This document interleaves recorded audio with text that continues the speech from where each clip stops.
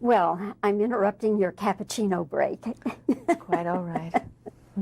Anyway, Michelle, it's good to see you again. I have been looking forward to the Age of Innocence, and I must say, when I was sitting there looking at the film, I was so enchanted and so thrilled with it.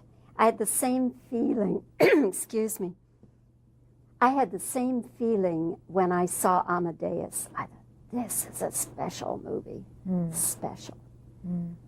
What was your reaction when you finally saw it put together? Well, firstly, relief, because it's always really frightening to see a movie for the first time that you're in. And I was so proud of it, and I felt that Marty really had topped himself in this film. And it was very bold and very brave of him to do. And I was really, and incredibly moved. I was destroyed, actually, at the end of it. I was emotionally kind of stunned. I think a lot of people are after they see it. A lot of people just kind of sit in their seat and just, there's this stunned, drained quality. Yes, because we don't want to give anything away, but in our society, we're just not geared for people leading such restrictive lives.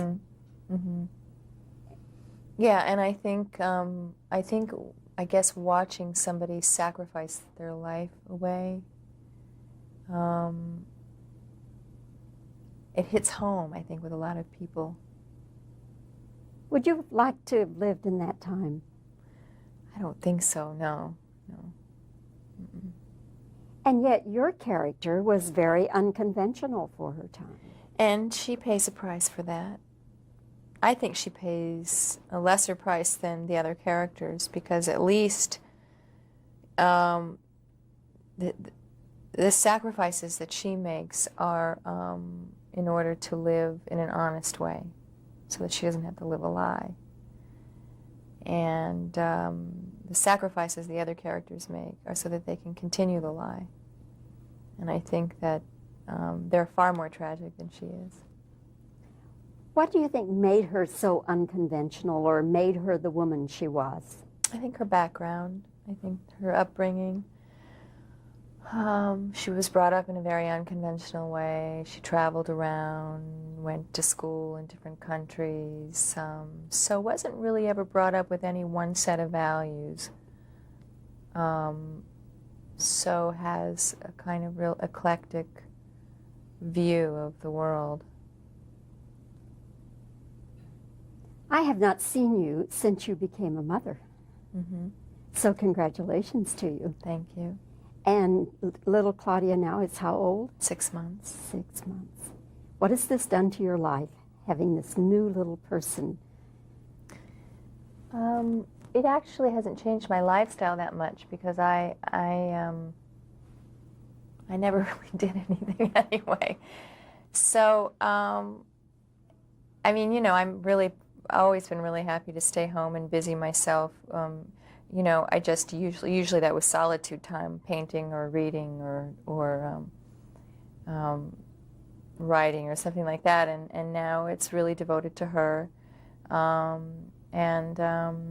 It's been better than I had hoped for. Was it always your intention to get a biracial child to adopt, or it just happened that way? And did you discuss it with anyone close to you ahead of time, or you just said, this is... I discussed it with people close to me, yeah. And everybody said, go for it? And nobody said, oh, being a single mom is... Everybody knew I was really ready for motherhood and that I could handle it, and that knowing my will and knowing my determination, that I would approach motherhood with the same kind of veracity that I approach my work. Is she now at the age where she's really responding? There's nothing like that glow of when they first start looking at you like they know you're a person, you know. Yeah. That's great. Well, Michelle, congratulations to you on Claudia. Thank you. And congratulations to all of you on Age of Innocence. They're saying possible Oscar nomination for you. Do you think this is your very best work? My very best work? I think it's some of my best work. I don't think any one performance is my best work. I think that there are certainly, it's certainly some of my best work. I couldn't agree more. Thanks very much, Michelle. Thank you. It's always fun to talk with you.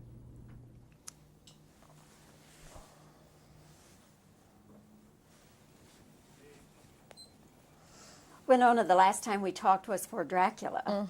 And I remember towards the end of that interview, I asked you about Age of Innocence. And you just lit up like Christmas. And you said, oh, it's going to be wonderful.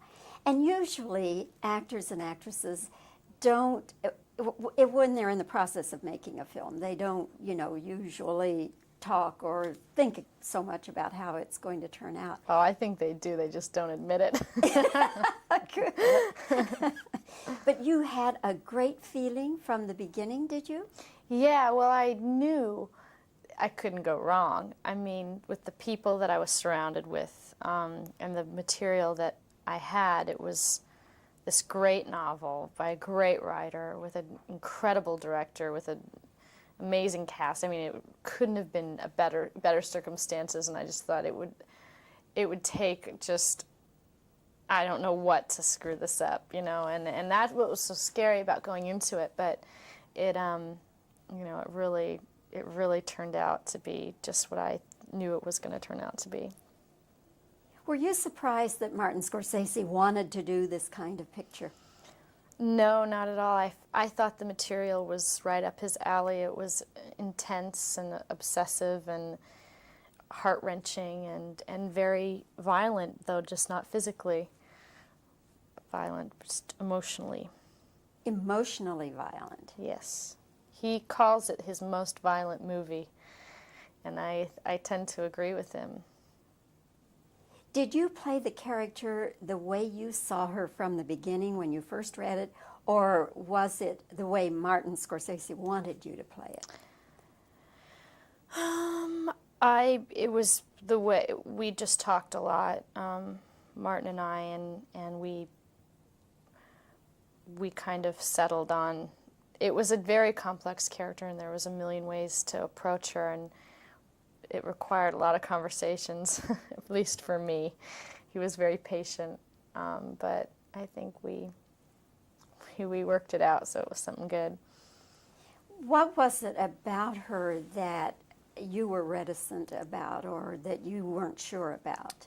Well, it was the subtlety of which to play those, you know, they live in this time where it's just, if you express yourself in any way, in an honest way, you will be an outcast because everything had to be behind this mask of, oh, everything's fine and I'm just fine.